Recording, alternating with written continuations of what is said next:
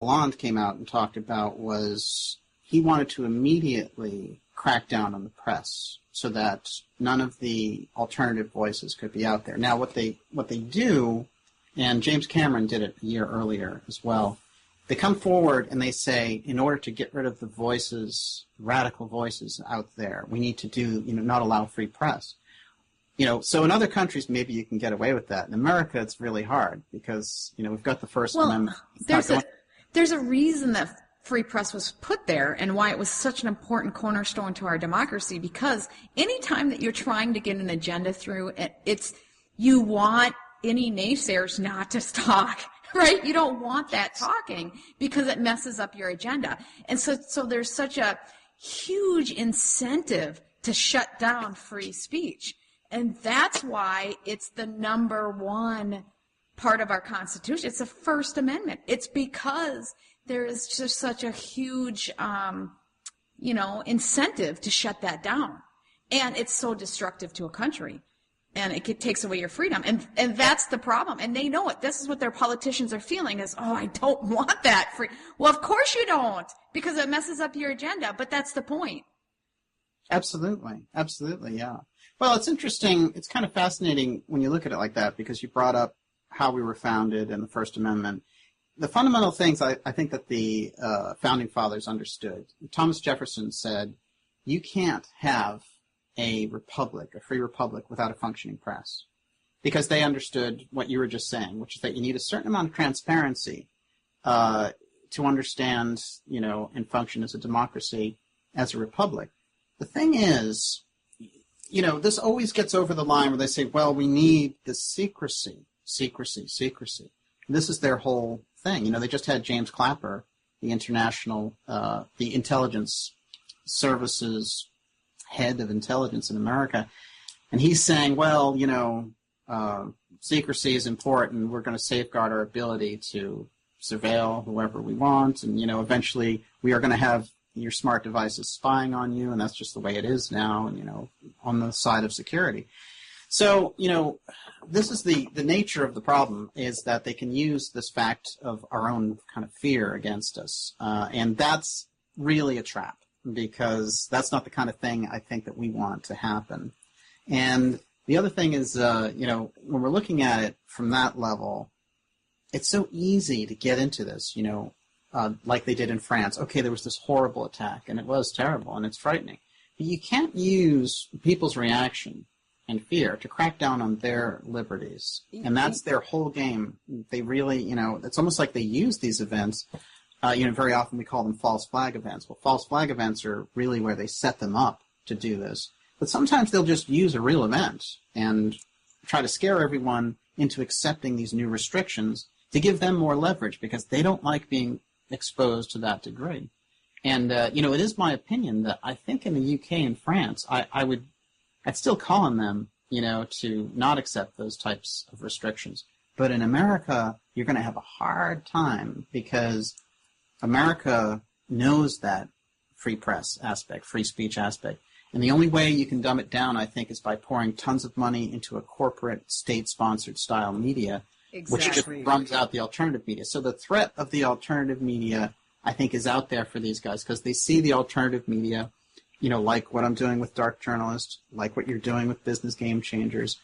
It's bringing the information out. There's no agenda. Nobody's pulling the strings. We're reporters out there. These are our stories. And that's dangerous, I think, because people listening to it, we're getting more market share in alternative media. It's growing. Alternative media has more than mainstream media now, they claim. On the Internet. On the Internet. But even on radio, I've heard. Radio and Internet. I'm sure it's getting close. But whatever it is, they want their market share back. So you do see, of course. Yeah, you do see them kind of going into this a little bit. I find some fascinating trends that are going on right now. For example, they're reporting about this ninth planet. Suddenly, we have this NASA report. Well, the alternative media has carried the banner of this Planet X since about the late 80s. There's been a lot of research about this. And it's been made to look foolish and so on. Yeah, they laugh at it. Everybody makes fun of it. Right? That's the weapon of choice. Yeah. And it works really well. There was good scholarship behind it, though. Oh, yes, yeah. It wasn't just like a lark. I mean, they had pretty good idea that there was this other planet lurking right at the edge of our solar system, and now they decree, well, that's what we're seeing. So all of a sudden, it's mainstream. Some of these things. Now it's Planet X. It has that elongated orbit now, but is the one that they're claiming that they found, is that the same one that people are talking about, or is this not the? Well, you know what I mean? Yeah, I'm not saying that everything that was attributed to Planet X in the literature about this, it came up because Zecharia Sitchin. Yes. He studied Sumerian texts, and Sumerian texts gave us that. Which is incredible. That stuff is incredible. He was one of the few scholars too, but so much of so many of our Western stories come out of that tradition. The Sumerian, we know that the Bible is fundamentally based on some of those older Sumerian texts. So you can find, comparisons from the story of Noah and the Epic of Gilgamesh, practically the same story. Mm-hmm. So we know that the roots of those stories are back there. So he's somebody who took it on, and he was a fascinating scholar on it, but not a lot of people really took on the Sumerian texts on the level that he did. And his interpretation was that they were talking astronomically. When they were refer to things like Marduk and things like that, they weren't talking about gods. They were talking about planet systems and so on. Well, the amazing part is they actually know the solar system. How could they know that? They have diagrams showing it. It's just not... It is very interesting. It's very interesting. This is part of the awareness, I think, that we're in now, which is that things aren't quite what they thought, we thought they were. And there's a lot of research to suggest that I think one of the things, whether it's an official academic institution or the political structure or the media, they just don't, they want you to progress at the level they want you to progress at. They don't want you to get ahead of them. And they kind of keep you in a box, basically. And that's one of the things that's so important, and I think it's such a threat to the establishment, to have free and alternative media, which is why you're seeing this incredible crackdown on the part of Google, on the part of other aspects, trying to really hem it in. Because for a while, you were having a number of alternative media sites making a difference, talking about the Syrian war, but they were all funded by Google ads.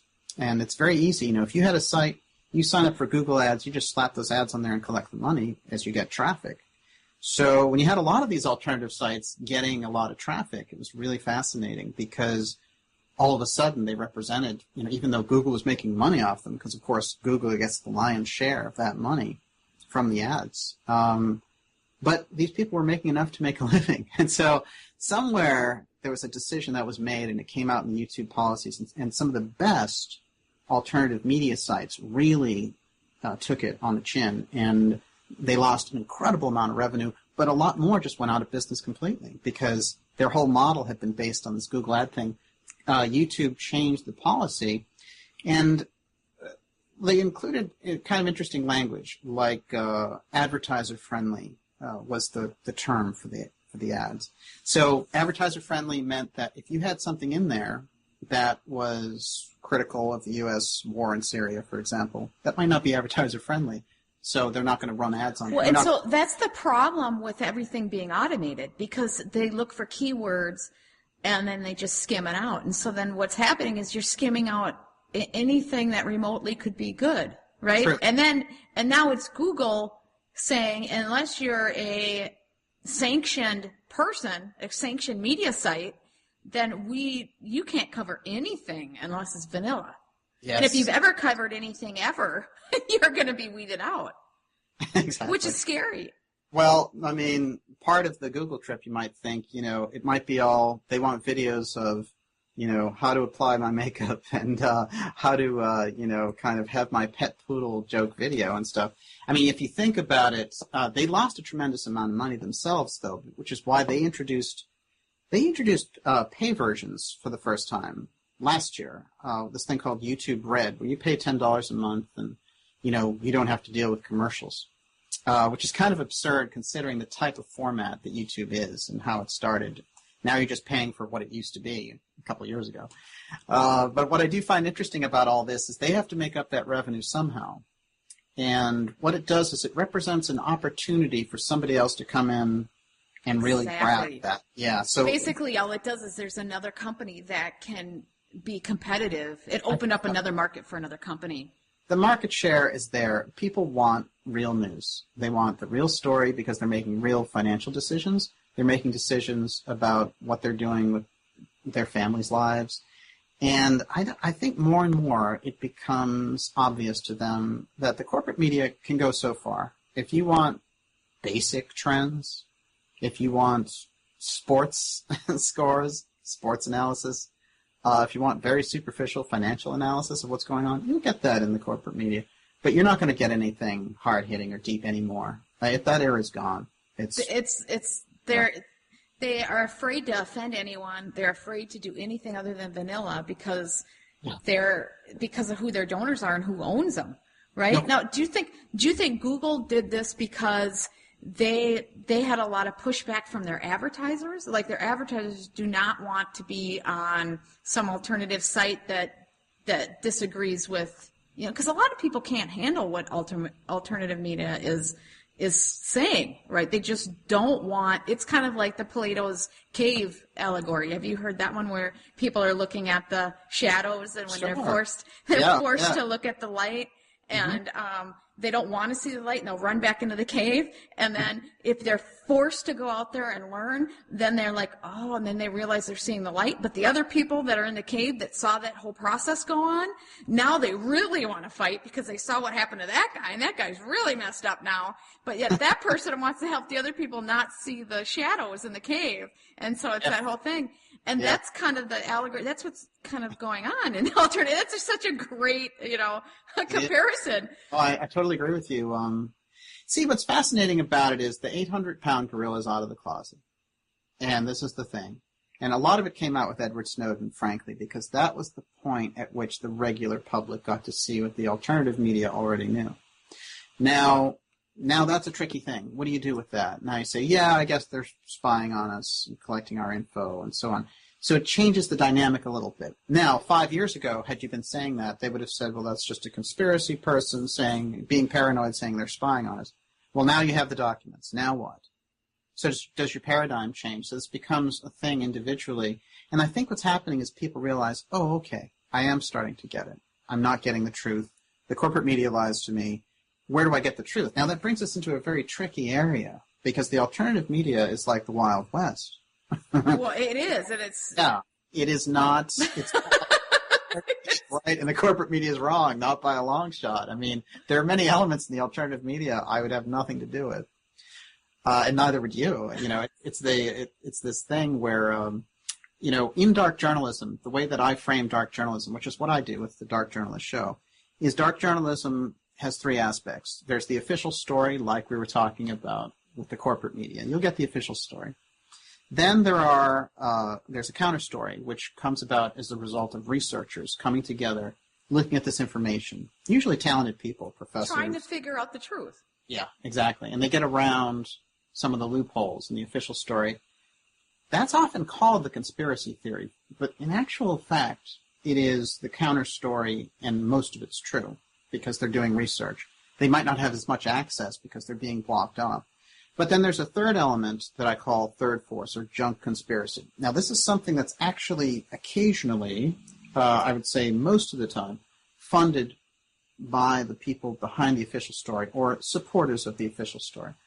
So you'll have one regular story that comes out about something. Then you'll have the secondary story come up that gets behind it. And certainly I always use the 2008 crash, for example. There were a lot of people, the official story is, there were some bad players or people got subprime loans and didn't, crash the economy. And then if you do a little more research, you understand a lot of it was engineered. And it was engineered for financial gain. So that's kind of the conspiracy theory. But as time goes on, we learn that's more and more true. But then the third force story, the junk conspiracy thrown in there is, well, the next step was FEMA camps. Yeah, exactly. A gigantic They shelter. do something like everybody's losing their mind kind of thing. Yes. So it's kind of the wild story, and it makes you think, I can't go that far out. I'm going to go back to the official story. So we're seeing a lot of that infiltration, and I can identify two for you right now that are going on. It's a very important story going on about holistic MDs being killed. Yeah, that's a serious story. Yeah, we're doing a major story at the end of February, big